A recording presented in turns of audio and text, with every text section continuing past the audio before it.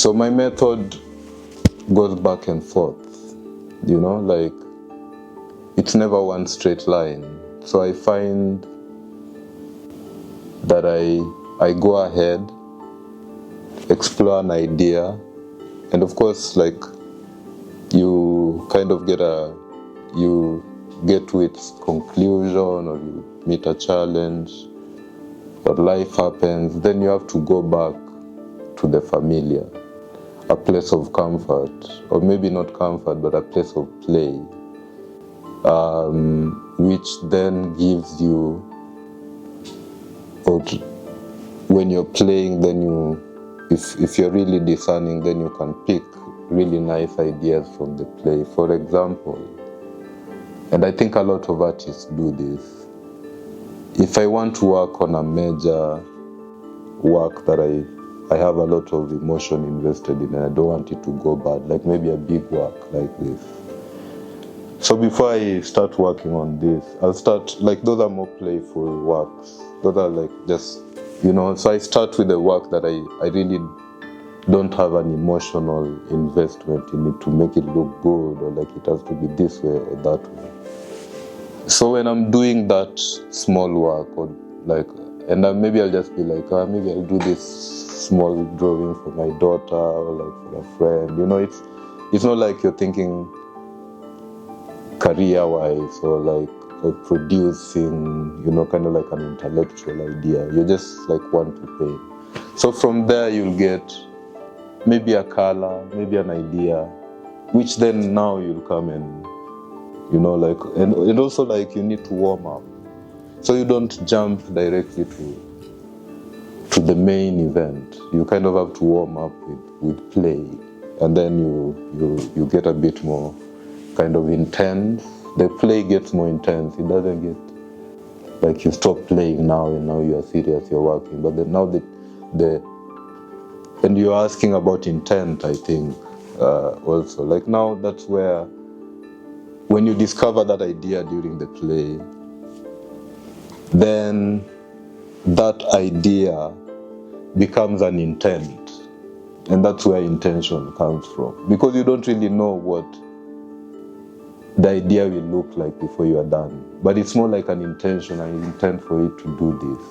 Like this work should make someone feel like this. It should, inspire a certain kind of emotion. So that's where intent, accident, play,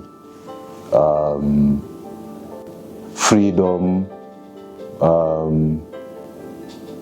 and on the flip side of that, control, expectations.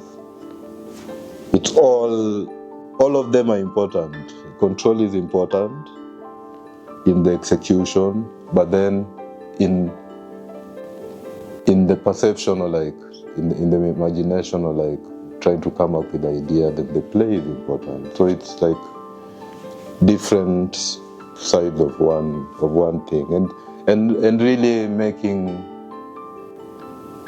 for it to be fun, and also like at the end, like for it to do something. Then there has to be a balance of the two. You can't have too much control, or too much, like just intent, you won't do anything. And control, it will just be like something really technical.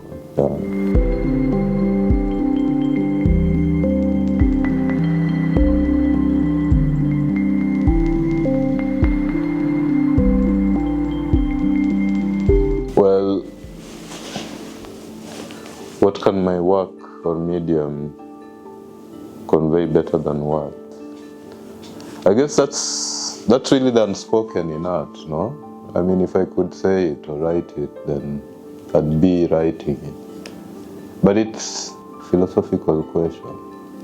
I don't know if you ask me why I became an artist or how I became an artist. I don't think we went there. But I think that's the question. Yeah.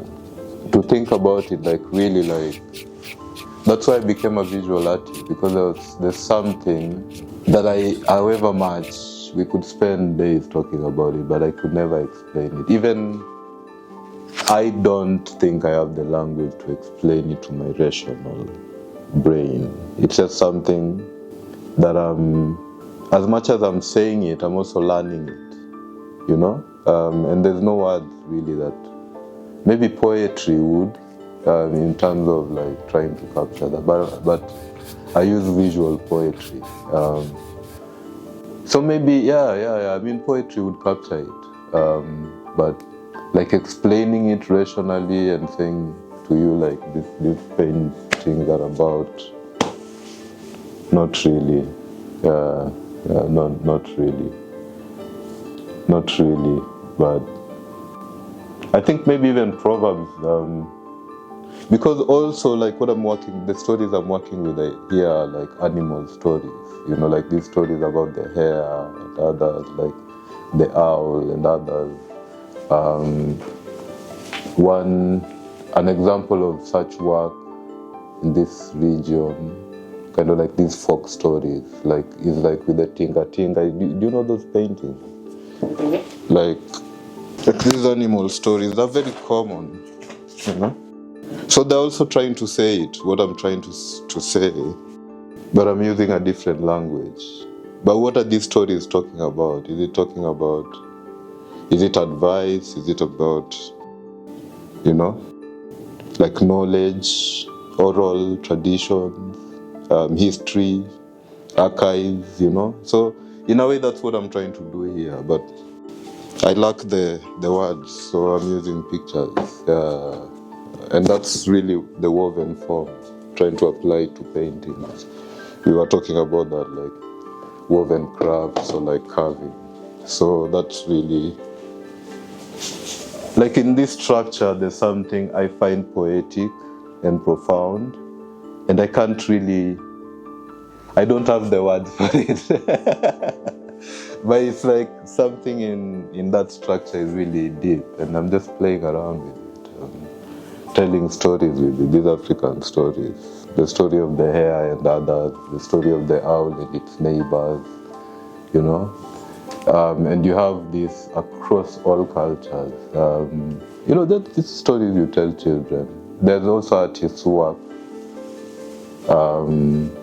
that I follow with them, who are my friends, like Antonio Kelo. Does really good paintings. Again, like the same stories. So, yeah, I mean, there's, and when you think even more philosophically about it, like words cannot describe reality. You know, just as simple as that. Like, or even our eyes cannot really perceive the true nature of things, like because we only perceive a certain spectrum, and even individuals see things differently. There's people who need glasses. If I take off these glasses, like you maybe see things better than I do, but animals like see things on different. So that means like perception is really depends on kind of like the individual in a way. And collectively we are kind of comparing notes, like this is what I saw, is it true? You know, like science and maybe art, like this is what I see, is it true? So like that's really, I mean, to answer that question, like if I answer that question, then I would know why I became an artist.